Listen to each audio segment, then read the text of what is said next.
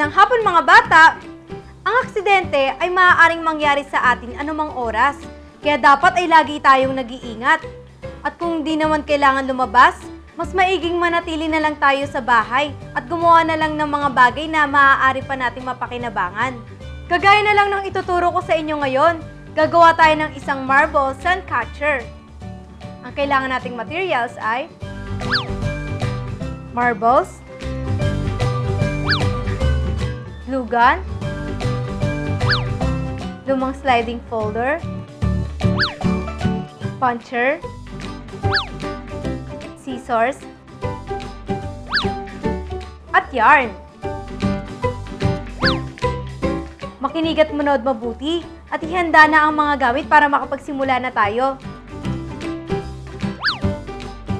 Una ay gumupit tayo sa folder ng isang hugis bilog.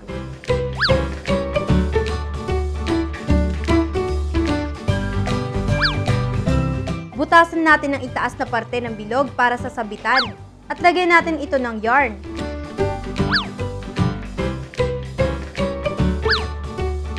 Sunod, gamit ang hot glue, punuin natin ng marble ang bilog.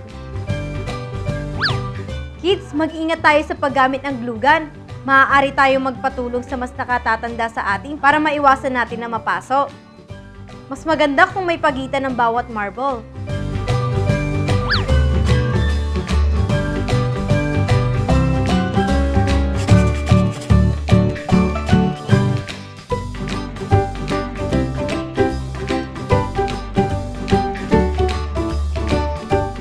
O ayan mga bata!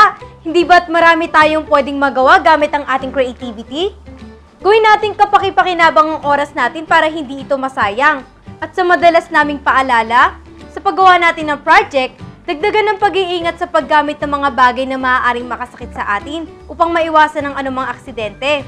Samahan niyo ako ulit sa Webes kung loloobin ng Diyos para sanayin natin ang ating kaalaman dito lang sa Kids Craft!